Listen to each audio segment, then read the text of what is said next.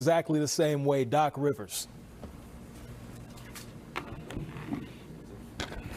Similar story to game one in terms of the shooting. I like the shots tonight live. I mean, holy goodness, we got some wide open looks. I think George had a bunch. Danny had a couple. May have that reverse.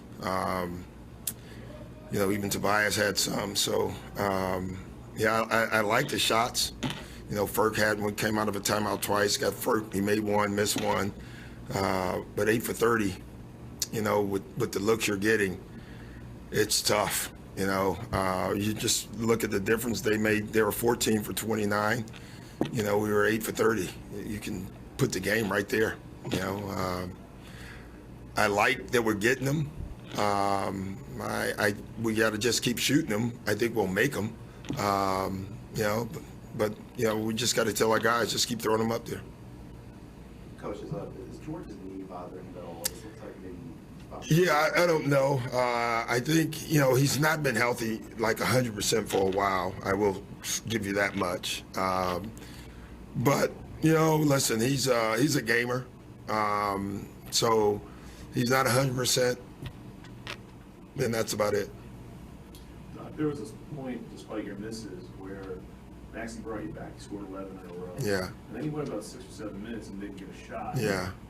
Is that do you need to sort of ride that hot hand? Yeah, well, I don't know. I think, listen, we always want to, but, James has it too. So they play off of each other pretty well. I mean, Maxey had 34 points, but I didn't like how he played in the first half. In the second half, he finally got it going because we got him in the right spots, The double drag down the stretch was good for us. I thought him and James had a good tandem going for a while. And then I thought the one thing we still can do, the ball has to move a little bit better, and we have to attack a little more on the weak side. But I'm not upset at, Maxey not getting it. I thought he got it a ton overall.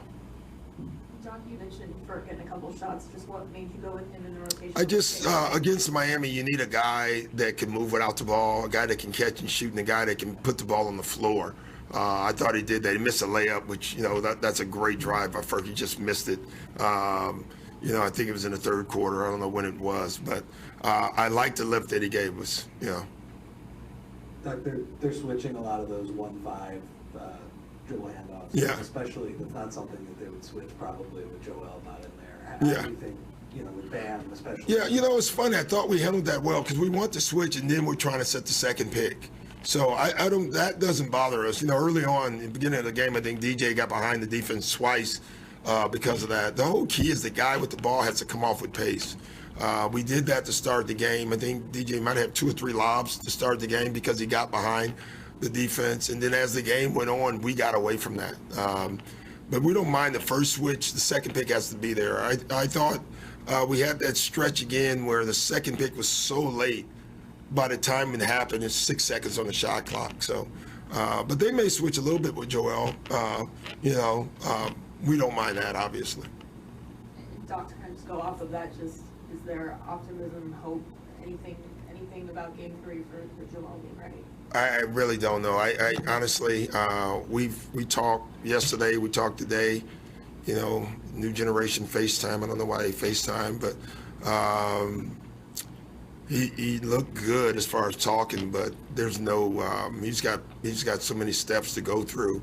I don't think he's cleared any of them right now. So we just have to wait and see.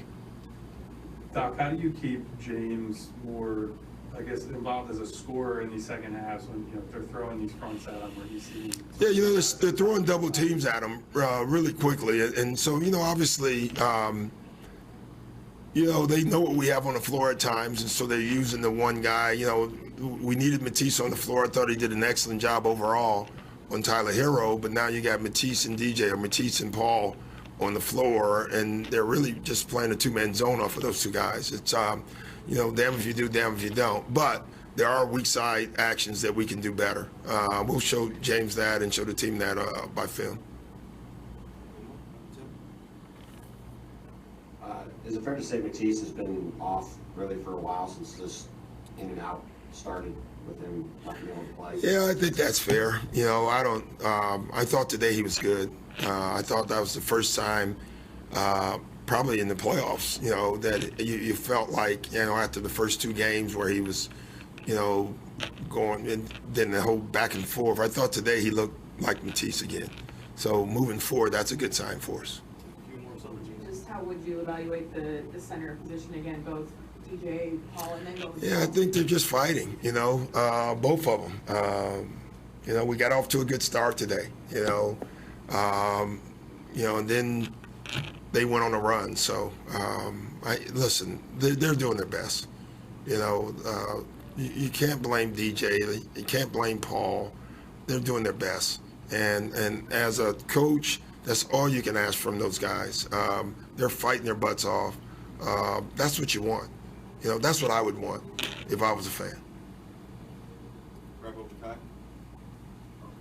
Coach, it looked like in the first half, it looked like Tyler Hero got an open 3, like off a breakdown. Yeah. It seemed like they happened a lot tonight. Yes.